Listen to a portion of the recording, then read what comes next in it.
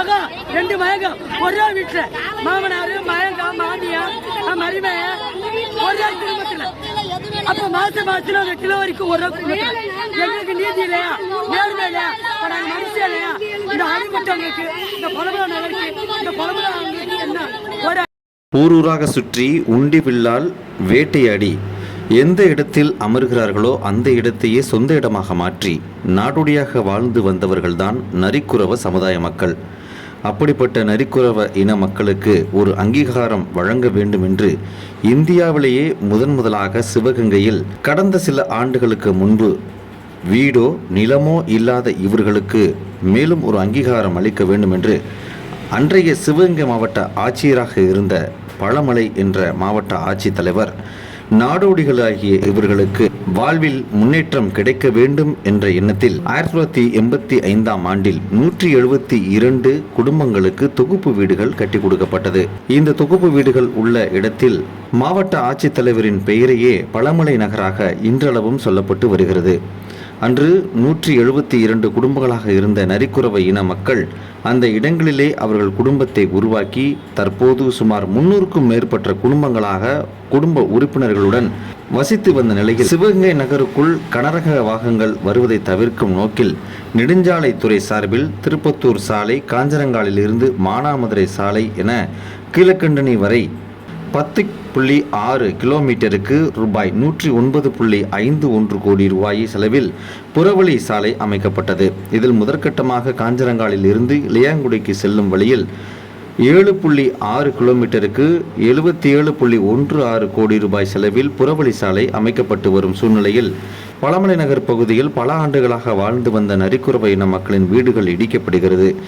படிப்பறிவு இல்லாத மக்கள் செய்வதறியாது எந்த ஒரு அறிவிப்பும் இன்றி வீடுகள் இடிக்கப்பட்டு விட்டதே என்ற வேதனையில் சிவகங்கை தாலுகா வட்டாட்சியரிடம் முறையிட்டுள்ளனர். அதற்கு சிவகங்கை வட்டாட்சியர் தகாத வார்த்தையாலும் மிரட்டியதாகவும் நரிக்குறவ மக்கள் சார்பில் குற்றம் சாட்டப்படுகிறது. கல்வி அறிவில்லாத சமூகம் என்பதாலும் பழங்குடி இனமாக இருப்பதாலும் தாங்கள் ஏமாற்றப்படுகிறோம் என எண்ணி சிவகங்கை மாவட்ட ஆட்சியரிடம் முறையிட இன்று கூடினர். ஆட்சியர் வாய்மொழியாக உங்களுக்கு இடமும் வீடும் கட்டித்தருகிறோம் என வாக்குறுதி அளித்தாராம். இதையடுத்து ஆட்சியர் நெடுஞ்சாலை ஒப்பந்ததாரரிடம் அவர்களுக்கு இருப்பதற்கு தற்காலிகமாக தகர கொட்டகை அமைத்து கொடுக்க அறிவுறுத்தியதாக சொல்லப்படுகிறது.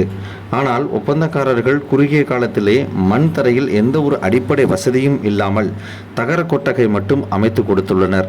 அந்த தகரக்கோட்டையில் 3 முதல் 4 குடும்பங்கள் அடிப்படை வசதிகள் இன்றி வசித்து வருவதாக வேதனை தெரிவிக்கின்றனர்.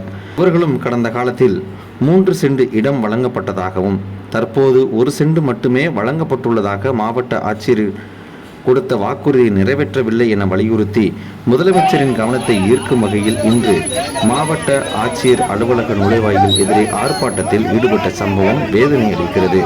அரசு விதிப்படி 1 சென்ட் இடத்தில் வீடு கட்டுவதற்கு அனுமதி இல்லை என்பது தெரிந்தே படிப்பறிவு இல்லாத பாமர மக்களை ஏமாற்றும் விதமாக வீட்டுமனை அரசு வழங்கியுள்ளது வேதனையை தருகிறது. பட்டா வழங்கப்பட்டு குடியிருக்கோம். அப்படி குடியிருந்து இப்போ இல்லை, 93ல இருந்து குடியிருக்கோம். வீடு கட்டி கொடுத்துருக்காங்க. நாங்களும் எக்ஸ்ட்ரா எங்கள் பணத்தை போட்டு வீடு கட்டணும். புறவழி சாலைக்காக அந்த வீடை பூரா எந்த ஒரு அறிவிப்பு இல்லாமல் அரசாங்கம் இடிச்சிருச்சு. எந்த ஒரு இழப்பீடு எங்களுக்கு கொடுக்கல. எங்களுக்கு பக்கத்தில் மாற்று இனத்தவர்களுக்கு இழப்பீடு கொடுத்தாங்க. எங்களுக்கு கேட்பார் இல்லாமல் படிப்பறிவு இல்லை பழங்குடியின மக்கள் இவங்க என்ன கேட்க போகிறாங்கன்னு 9 வீட்டை இடித்து தரமாட்டாக்கிட்டாங்க. அது ஏன் தரமாட்டாங்கன்னு கலெக்டர் போய் கேட்டோம். நாங்கள் உங்களுக்கு நிலப்பட்டா கொடுத்து வீடு கட்டி கொடுக்குறேன்னு கலெக்டர் மாவட்ட நிர்வாகம் சொல்லுச்சு. ஆனால் ஒரு சென்ட் கொடுத்தாங்க. எங்களுடைய நிலம் 3 சென்ட்டை பறிச்சுக்கிட்டு 1 சென்ட் கொடுப்பது என்பது என்ன நியாயம்? அது மட்டும் இல்லாமல் அந்த 1 சென்ட்ல நாங்கள் வாழ்ந்த வீடை கட்ட முடியாது. எங்களுக்கு கொடுத்தது 3 சென்ட். நீங்க யார் 1 சென்ட் கொடுக்கறதுக்கு? நாங்கள் திட்டத்தட்ட 20 ஆண்டு 30 40 ஆண்டு காலமா அந்த வீட்டில் குடியிருக்கோம். எங்களோட குடியிருப்பு வீடு எந்த ஒரு அறிவிப்பு இல்லாமல் ஜேசிபி கொண்டு நீங்க இடிச்சு தரமட்டாக்கிட்டீங்க. இன்னைக்கு மழை காலம், அன்னைக்கு வெயில் காலம், ரொம்ப கஷ்டப்படுறோம் அப்படின்னு கலெக்டர் முறையிட்டாங்க. அந்த கான்ட்ராக்ட்கார குத்தகைக்காரர்கிட்ட சொல்லி ஒரு சின்ன செட்டு போறாங்க. கொடுத்துருக்காங்க. அந்த செட்டில் அந்த ஜாமான் அந்த வீட்டில இருந்து எடுத்து கொண்டு வச்ச ஜாமான் அங்க வைக்கிறதுக்கு இடம் கொள்ளல. இவங்க புள்ளங்குட்டியோட ஒரு வீட்டில் 2 பேர் 3 பேர் கூடி இருக்காங்க. அவங்க எல்லாம் கொண்டாந்து ரோட்ல தெரு ரோட்ல விட்டாங்க. ரொம்ப தவிக்கிறாங்க. அதை கலெக்டர் மட்டும் சொன்னா நடவடிக்கை எடுக்கிறதாக வாய்மொழி உத்தரவு தான் கொடுத்துக்கிட்டே இருக்காங்க. இது ஒரு நடவடிக்கை இல்ல. அது மட்டும் இல்ல, நரிக்கிறோர் இன மக்களுக்கு ஒரு கோயில் கட்டியிருந்தோம். வீரமகாளியம்மன் கோயிலும் பிள்ளையார் கோயிலும் கட்டியிருந்தோம். அந்த கோயில் தான் எங்களுக்கு வேற எங்கேயுமே இந்த சிவகங்கை மாவட்டத்தில் எங்கேயுமே இடத்தை மறிச்சு ஒரு கோயிலை கட்டி சாமி கும்பிட்டுக்கிட்டே இருக்கோம். கிட்டத்தட்ட அங்க இருந்த புளிய மரமே சாட்சி சொல்லுவோம். அவங்க பறிக்கும் போது 50 ஆண்டு காலத்துக்கு முன்னாடி உள்ள புளிய மரம், அது கீழே இருந்த சாமி எல்லாத்தையும் வெட்டி தரமட்டம் ஆக்கிட்டு அதையும் வந்து கேட்டோம். எங்க கோயிலை அடிச்சு தரமட்டாக்கிட்டு என்ன பண்ண போறீங்கன்னு கேட்டோம். அதுக்கு சொன்னாங்க, அதுக்கு உண்டான நிவாரணத்தை ஏற்பாடு பண்ணி கொடுத்து உங்களுக்கு கோயிலை கட்டி கொடுக்குறேன்னு சொன்னாங்க. ஆனா வாய்மொழியை தான் சொல்லிக்கிட்டே இருக்காங்க. இதுவரையிலும் எந்த நடவடிக்கையும் எடுக்கல. தாசில்தாரை கூப்பிட்டு அந்த ஊர் தலைவர் சுரேஷ் கேட்கிறாரு, நீங்க கலெக்டர் போனா மட்டும் ஆயிடுமா, என்கிட்ட வந்துதான் ஆகணும்னு தப்பா பேசுறாரு. மக்கள் கேட்க போனா புடிச்சு விரட்டுறாரு, திட்டுறாரு. ஆகவே அந்த தாசில்தார் மீது நடவடிக்கை சொல்லி அதை நேரா போய் நாங்க பார்த்து பேசணும். இப்ப கூட நாங்க கூட்டம் கூடி இருந்தோம்.